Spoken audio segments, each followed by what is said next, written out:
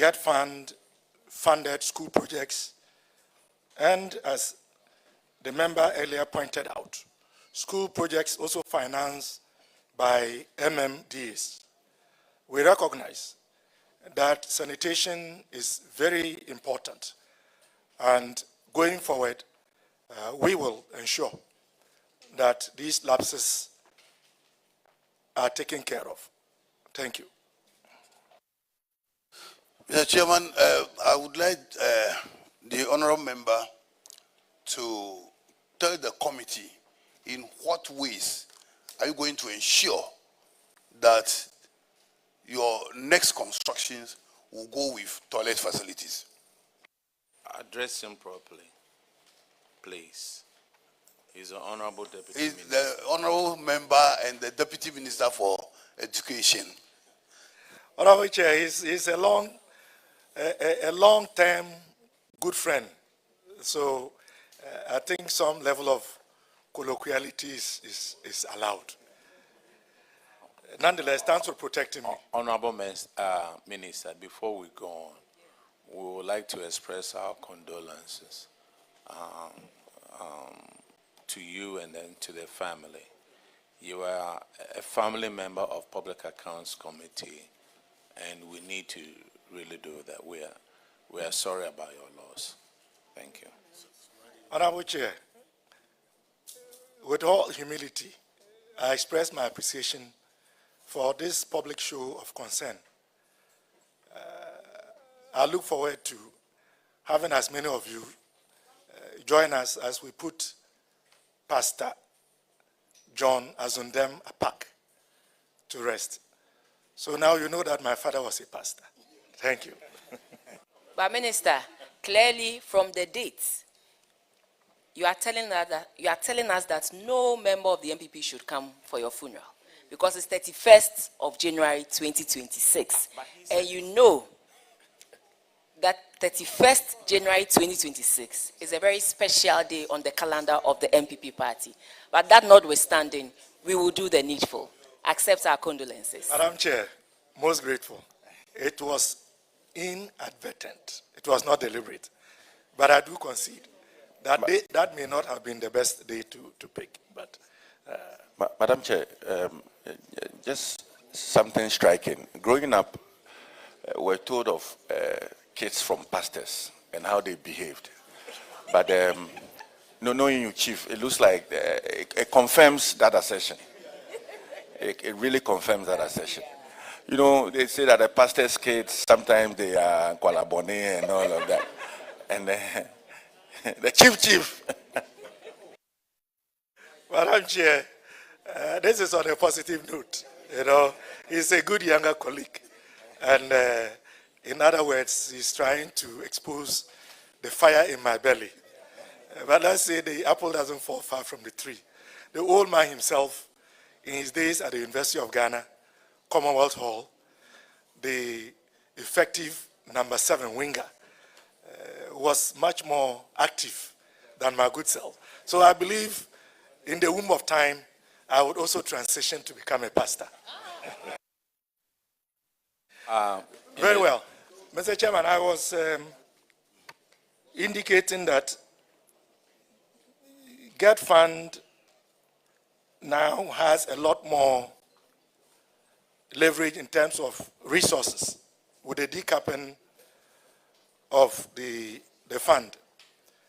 So as part of that, the new direction is not just to ensure that school facilities come with the requisite sanitary facilities, but as you know, we are also advocating and pushing for the inclusion of accommodation for teachers, particularly the schools in the rural areas where accommodation for rent is difficult to come by. So it is within that context that I believe very strongly that we would address these gaps for our collective good, particularly for the girl child,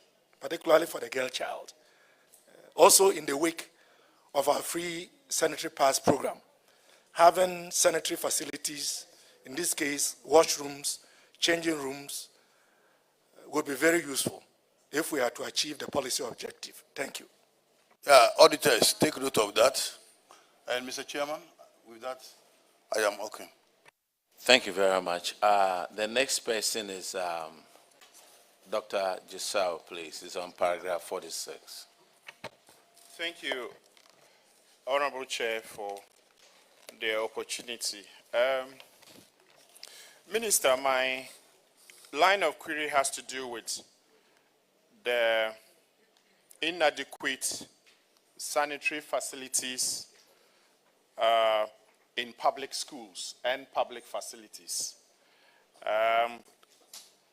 According to the Pre-Tertiary Education Act 2020, Act 1049, it requires that the Education Service constructs and equip public basic schools and senior high schools with adequate sanitary facilities. It's also emphasized in the Technical Guide of WASH 2014 that also requires that such facilities should serve not less than 50 people. So all these technical guides have been provided. Now, the auditors found that the provision of infrastructure in public schools is carried out by your ministry, which is responsible for the planning, funding, and implementation of such infrastructure. They also note that apart from the education facilities not having the adequate facilities, the education institutions not having the adequate facilities, there was a special audit in the Kumasi area where some staggering figures were found. For example, in KMA, that's paragraph 48, page 23 of the report. In the KMA area, about 125,000 schools had toilet deficits. That's 94%. KGs had about 12,000 toilet deficits. JHS had about 5,900, almost 6,000 toilet deficits. And senior high, about 62% of them had toilet deficits. So, Honorable Chair, the analysis goes on and on and on. But one striking thing for me is that the auditors identified 3 broad factors that are leading to this. The first one is that your ministry, which is responsible for planning and equipping these facilities, these institutions with these facilities, appear not to make adequate planning, adequate provision for building such infrastructure with those facilities, those complementing facilities. The auditors also found a second factor, which is that there are some structures that are supposed to serve this, but they've been abandoned. Part of the reason is that there is no water supply to these facilities, and therefore they are abandoned. The final one, which is more disheartening, is that even in cases where our development partners have identified these and supported us to provide this infrastructure, we have failed to hand them over for use by these schools. Honorable Minister, what do you have to say in response to these observations? Let me respond by initially admitting that what you have just narrated is a clear example of a national failure. This ought not to be the case. And I believe that as a nation, we need to be a lot more conscious of the provision of adequate facilities. In this case, toilet and sanitary facilities in our schools. This obviously didn't happen overnight. So the lack of adequate provision for building these facilities, again, would be taken care of within the context of new projects going forward. The new thinking, as far as Get Farm projects are concerned, is that they must be holistic in terms of coming not just with the classroom blocks, but the toilets and the washrooms and the changing rooms, and even accommodation for teachers. That will respond to the first factor identified. Now, you also mentioned the second one, which is abandoned structures, which should be in use as sanitary facilities. Clearly, that is one that we can look at as a ministry and to see how we can put them to use. It will come at a cost, but we can look at it, conduct an audit, and do an appraisal about how much it will cost. And if we can make a good case, I believe we should be able to address some of the abandoned structures.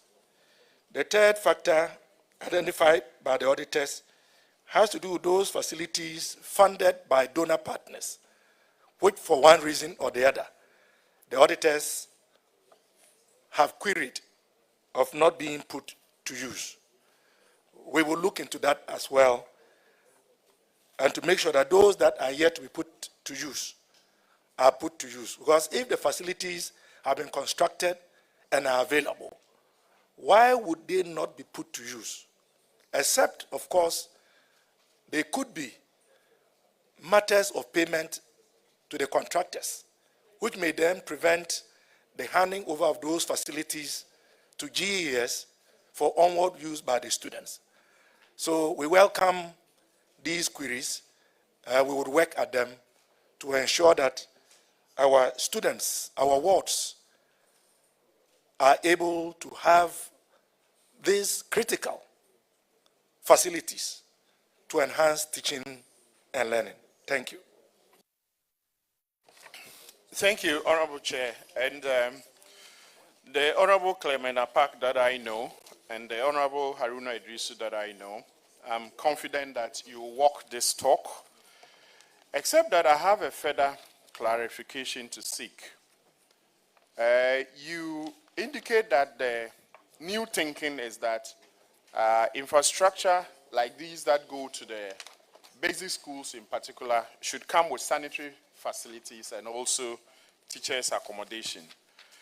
Did you also factor in water, say boreholes, etc., in such facilities? Because one of the reasons for abandoning these structures is just that they don't have flowing water, and therefore there's no point using them. And so we appear to be wasting and sinking a lot of money to structures that are not utilized. Madam Chair, the honorable member is right. It was an oversight. Even with the current Get Fund projects ongoing, I know that it is part of the arrangement that when the structures are put up, a mechanized borehole is a component of the contractual agreements. I mean, even from our own constituency, as a member of the Education Committee, I know that this is the case. So I took it as a given, but your question has caused me to clarify that they would go with a mechanized borehole to ensure that water is available for the WCs, which is what we are doing these days. Thank you. The numbers that have been abandoned are quite huge. Is there any action that you are planning to take this year to ensure that at least some of them are put back to use? And this is particularly important because of our recent experience with COVID and outbreak of cholera and other related diseases in our schools and the risks that it poses to our wards. what exactly will you be doing to plow back the use of these facilities? Honorable Member, as I indicated earlier, we would drill down the information in the report, identify the various facilities where they are, do an appraisal to determine what it will cost. And because I don't carry the public purse, I wouldn't want to commit my honorable minister with regards of how immediately. But of course, we can always look at other external sources to see if we can galvanize some donor support to put them back to use, even as we are constrained within the context of our own budget. But we will look at them, and those that are low-hanging fruits, I believe the Honorable Minister, with his own dexterity and with the support of the committee, will be able to do something about the rather appalling situation narrated. Thank you very much, Honorable Chair. All right, the next person is Honorable Sebastian Dare on page 58, please. I mean paragraph 58. Yes. Thank you very much, Honorable Chair. I think my question is very much linked to the premise established by my senior colleague, Dr. Jasal, with regards to abandonment of WC toilet facilities in schools. But the crux of my question is the rampant nature of this, particularly in our schools, and I was sad to note that in the list also there is a purely girls' school, and we all can understand when there isn't toilet facility in a girls' school. But the problem I have is these toilets have been built, and per the auditor's report, across 6 schools that were cited, 11 structures were built but locked up and not being in use.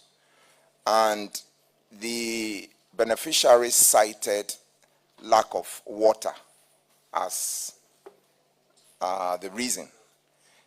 I am glad to note that the Deputy Minister has actually noted that new structures that are considered to be built or are being built, water is going to be factored in. Question is, these ones that were cited by the auditor, what is the status now? Have these structures been opened now? Because at least the auditor's report has come out over a year now, and the committee would like to know whether these 11 structures across the 6 schools are now opened and they are being put to use. Most grateful, Madam Chair. I would invite my DDG to respond, and if necessary, I will wait in. Thank you, Madam Chair. The schools that were identified in the sample reports have all been handed over to the schools. But for those that were abandoned due to lack of water and the use of WC toilets, KVIPs have been provided while the system works to resolve the problem sustainably. And when it comes to the girls' school you mentioned, they have received a 20-seater toilet facility at least to stand in, while some other additional facilities will be added. Madam Chair, the additional information I wish to provide pertains to the existing structures that cannot be used due to the unavailability of water. I would be conveying this to the Honorable Minister. I know that it should be possible. It should be possible for us to speak to other government agencies with the capacity to drill boreholes. And we know that if we get a borehole and we get a poly tank, it should be possible for us to connect so that these facilities can be in use. The truth is that the sanitary conditions in most of our pre-tertiary institutions, simply put, are appalling. And we cannot be proud of that in this 21st century. So it is part of our responsibility to correct, for lack of a better word, the mistakes of the past. Thank you. Honorable Minister, what worries me a lot is take Mamprobi, Sempe 1, 12-seater toilet, 20-seater toilet, another 12-seater toilet, uncompleted since 2010, awaiting Ghana water connection. And then the alternative is use of public toilets, including KG children. Goodness. I mean, 2010, some of us were not born. And looking at Ghana water, why can't we drill boreholes? The water that you use in flushing the toilet doesn't have to, if it's salty, you can use it. Whatever, but is it because our children don't attend these schools? Madam Chair, this is a very profound question. And I think it's a challenge to all of us as members of parliament and representatives of the people to insist and advocate that sanitary conditions are adequately provided and that agencies as well as public companies which have the responsibility of ensuring that this happens also play their role. Because truly, as the honorable member said, it is water to flush a WC. It doesn't have to be cured, purified water. How can that take 2010 to 2026, 16 years? I was still in Vancouver, Canada. I had not even come to Ghana yet. Clearly, so this cannot be acceptable. I agree with the sentiment of the committee. My other one is Kumasi Girls Senior High School. A 28-seater WC. The reason for lockup is in good state, but locked due to unavailable water. The alternative they are using is a caved-in KVIP or other KVIP structures.